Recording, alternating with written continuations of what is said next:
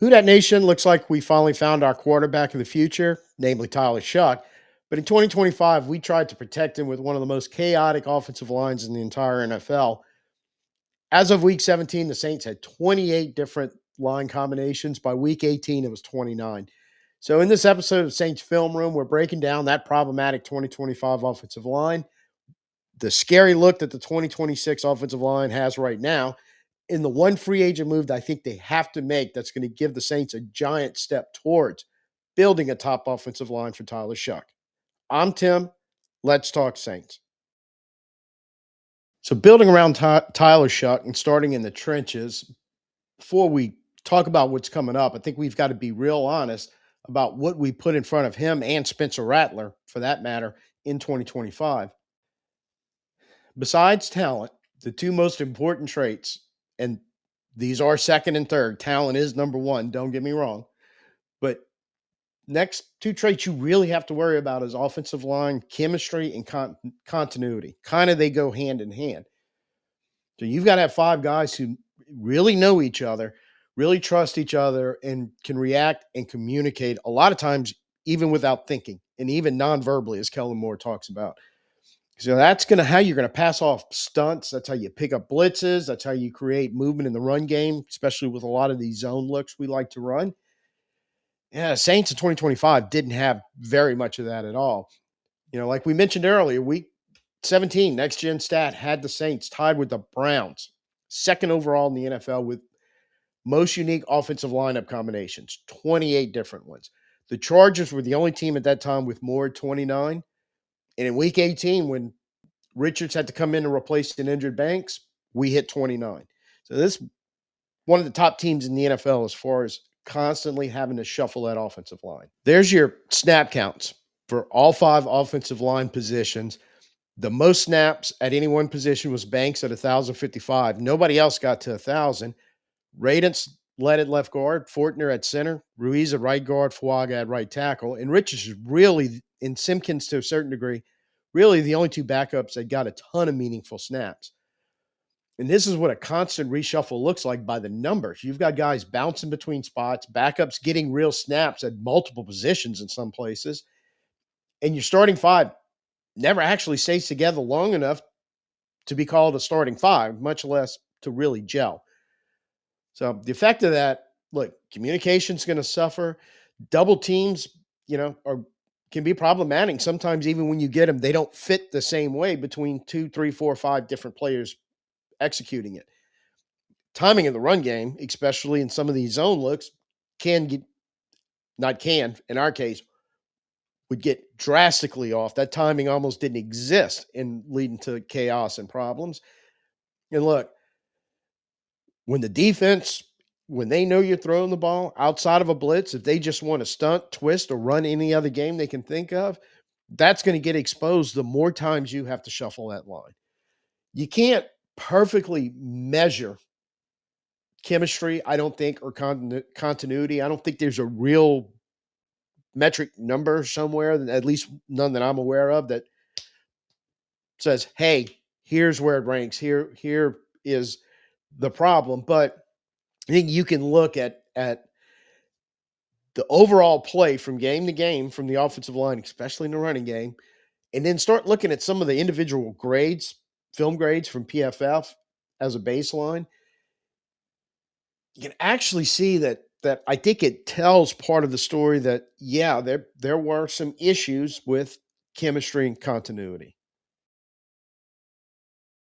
Okay, let me break down how I'm using the PFF grades here for our offensive linemen.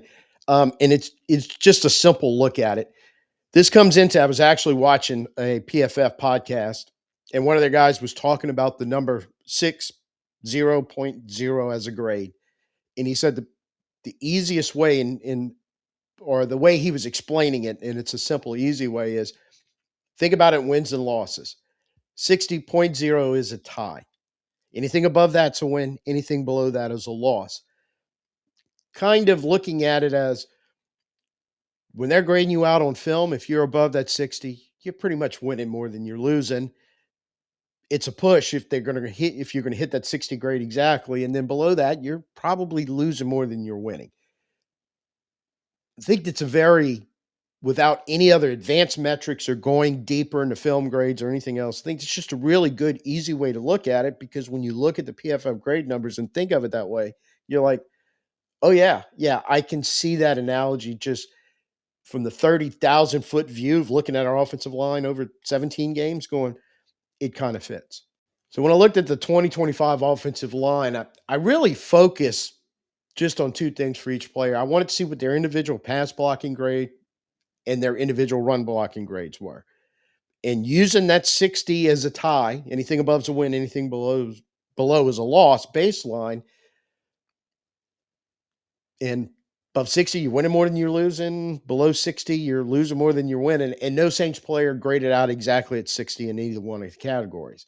So when you start going to pass blocking, looking for the wins, you're going to see McCoy at 84.1, Ruiz at 73.1, Fortner at 72.5, Banks at 70.0, Fuaga 66.2, Redon 64.3. Below 60, the losses more than the wins. Penning before the trade when he was still playing 53.6, Richards 53.2, Sherman 43.7, Simpkins 9.6. So in pass protection, your mainline starters, Banks, McCoy, Ruiz, Fuaga, and even Fortner and Radens, who were basically backups that became starters, they were, for the most part, all winning reps throughout the course of the season. This is their overall grades for pass blocking. So it's territory of winning reps. And the obvious drop off came from depth guys and swing players on that list, which again ties back to continuity and kind of having to shuffle some of those guys around. When you're forced in deep into the production is typically going to fall off for the talent reason, but also for this chemistry and continuity we're talking about. Now, here's where it's interesting. If you watched every game, you remember we had a lot of sacks given up. We had a lot of hits, we had a lot of pressures, especially very early on in the season. So how to reconcile that overall? Because I found it a little surprising to see that many names above in the win more than loss rate. So at first I was a little skeptical, but then kind of thinking about it, I said I think there's two key things we have to remember. Our offense was extremely pass heavy. And the line was asked to get into a lot of true pass sets way more often than they were asked to run block. So basically the meaning is, there were games, if you go back and look, we had pass to run snap ratios at 2-1 and sometimes even getting close to 3-1. So when you're having to throw it that much, your total number of sacks and pressures is going to be a higher number on a per snap basis. But the line may actually be winning more than they're losing, even with those high raw numbers. So I did take a peek at pass blocking efficiency, looking at all our pass blockers. Most of those guys that had the plus 60 grades overall consistently were above 90% in efficiency. Now, I know that sounds good, but the elite standard they're really looking for is above 95. So kind of, I think it reflects those grades being in kind of the high 60s, going more times than not, it was good enough. But acknowledging the fact, and we're going to acknowledge it here, every one of those guys, the ones coming back and the ones that are going to be moving on, need to get that a little, the efficiency of it a little better. But it was by no means bad as times we thought it was. Just looking at those total pressure numbers, the sacks, the hits, etc. So I would say, generally speaking, they were functional, not overall dominant, but they did in those some of those games put together some really, really good games. And to be quite honest, every one of them that we talked about had some real stinkers or two buried in there also. Now moving on to run blocking. So let's look at the winners above 60. Yeah. And I think you know where this is going before I even tell you that Banks 73.3, Fortner 66.5, Fuaga 64.5, McCoy 62.3. Basically, our two tackles and our two centers could run block. Bit of a struggle going beyond that. Simpkins wasn't bad at 59.6. He was right hovering on the threshold.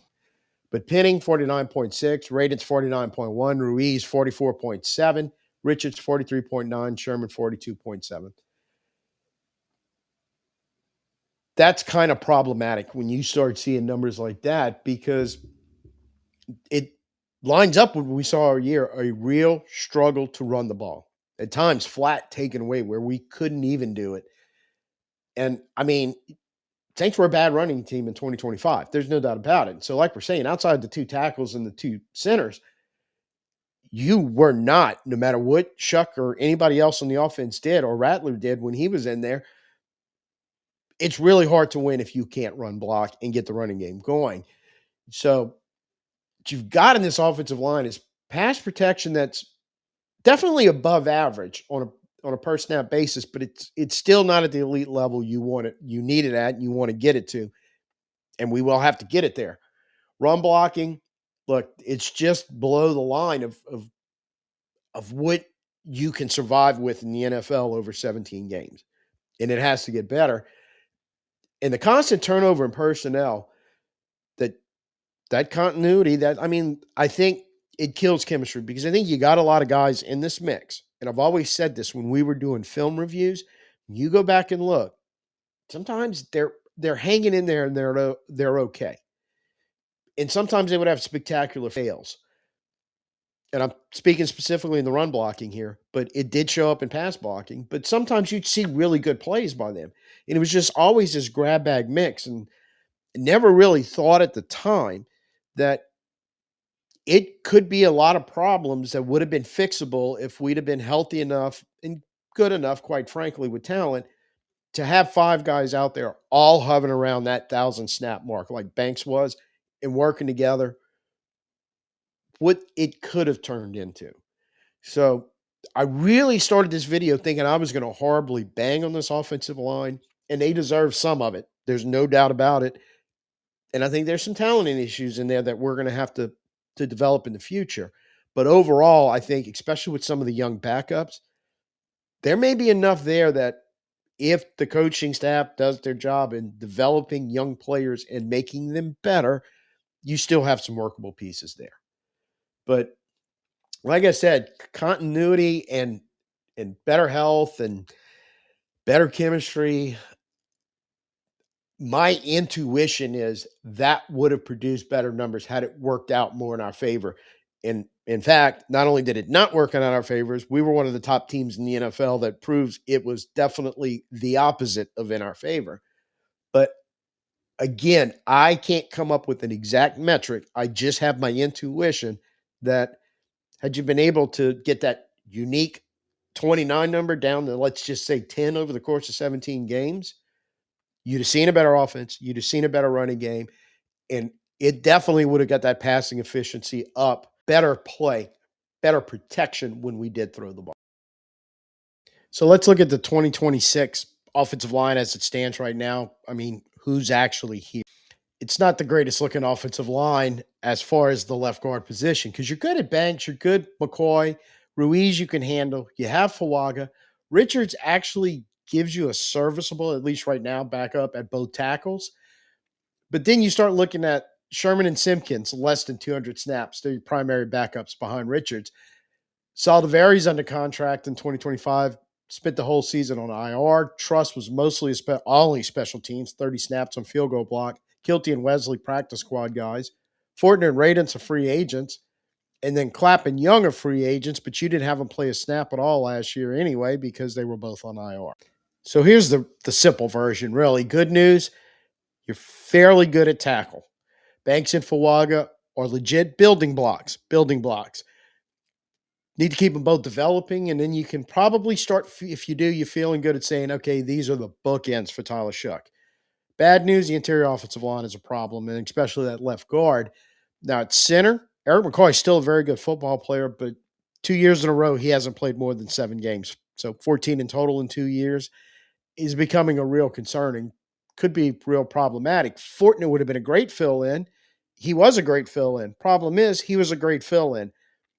It's going to cost a little more to bring him back, but the real problem is I think there's some teams starting to look at him and going, hey, we need a starting center. Let's go talk to that Fortner guy that played so well for the Saints. You could bring Clapp back, but plus 30, spent all of last year on the IR, didn't play a down. could be a big gamble there too. So most likely scenario is you're sticking with McCoy as your center, and you got to go look for a veteran back, another Fortner in free agency, bring him in. The real crisis you need to concentrate on though in free agency is the left guard. Eh, We don't have one right now. Definitely not one that you're going to rely on. So to me, this name has come up a lot, and I think it's 100% correct. Major big target for the Saints of free agency is Bills left guard David Edwards. So who is David Edwards? Played 3 years with the Bills, played 4 years with the Rams before that. Across those 7 seasons, getting back to the PFF analysis, he's pretty much one of the better guards and left guards, in the league because he wins more than he loses when you start looking at his grades. Hard number in his pass blocking snaps, 3,351 in his career, only allows 146 pressures, only 18 sacks. So that's where that upper end of passing efficiency you want to see. And his run blocking snaps, just to say this, hard to find a metric on this for offensive linemen, so we'll just go with PFF. Over 2,300, almost 2,400 career run blocking snaps. Lowest grade he ever had in a season was 64.8. Didn't have any extremely high grades either, to be honest, but still showing he wins more than he loses in the running game. And it's exactly what the Saints need. It's got to be able to pass protect that left guard position and help unlock the run game, especially against you have a good protector and run blocker and Banks right next to him. So, two concerns to mention about him. He'll be 29 before the 2026 season starts. And his one major health flag, huge concussion issue in 2022, missed 13 games for the Rams. Played sparingly with the Bills because that was his last year with the Rams. Bills brought him in 2023. Not a real high snap count, but 2024 regained his starting job and was a full-time starter with 24 and 25. So as long as the physical and the medicals check out, I'm pretty good with going after him hard. And 2 years removed from those 2 years with the concussion issues and the not playing much, seems to be okay now. So any other significant left guard and free agency that I can find right now, talking about at the level of Edwards or better, they're almost like the two names that come to mind are 30 plus and both have 10 plus years in the league. That's Joel Bitonio from Cleveland and Isaac Siomula. Uh, Sorry if I'm butchered that, for Pittsburgh. There's a few more close to that range, but it's still basically the same problem. Edwards is slightly younger and slightly less years in the league than they are. You can look on the right guard side of the equation. You've got a couple good ones there. Braden Smith from the Colts, Wyatt Teller also, but are you going to flip him to the left side? And if you do, that's just like another layer of projection you got to add into this. So, once you get past the top 5, 6, 7 players, regardless if they're left guards or right guards, honestly, you're in Dylan Radin's territory at that point. So you don't bring in any of those. You just can go bring, in my opinion, just bring Radin's back. And at least hope you develop and more, get a better run blocking effort out of him, and you would keep a little more of that continuity and chemistry they were building intact. So to me, the big move, the big swing, if you're serious about really trying to overpower that offensive line and build it up for Tyler Shough, you got to go get David Edwards. So free agency is one piece, but we still have to talk about the draft. In my mind, it's a little hard to do right now with offensive linemen. Typically, you find out more information about where they're going to go once the pre-draft process starts, the combine, the interviews, the medicals, the um, pro days, etc. So right now, you basically just kind of going off what they put on film in college.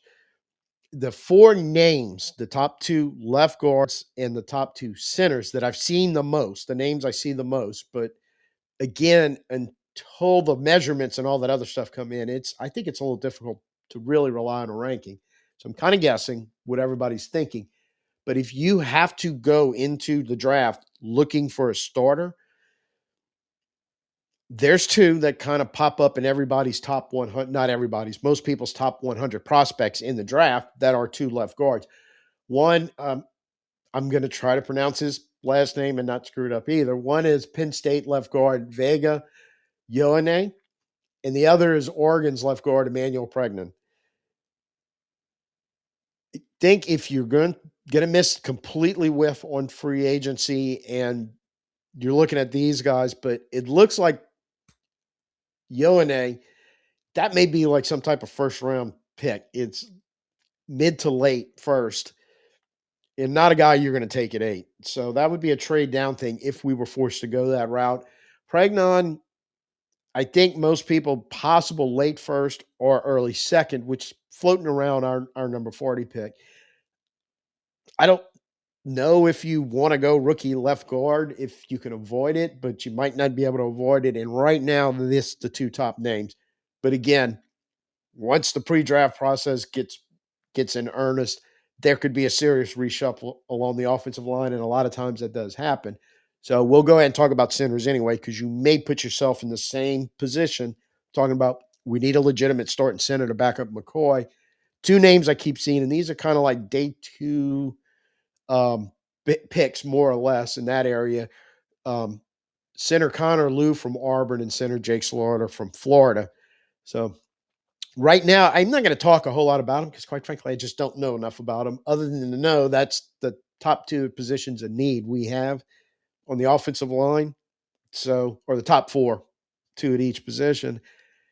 So I'm going to be keeping an eye on them during the draft process, and you may want to too, because depending on what happens in free agency and what we do with players we want to bring back or young players we have on the roster, those names or the names that in the meantime jump ahead of them as better draft prospects and take their places, the top two, could be some real players that we're focusing on, especially at pick 40. So, so I'm not saying these are the guaranteed top guys you get all excited about. It's the starting point. And if you follow the draft process, see if they stay there or if somebody catches them.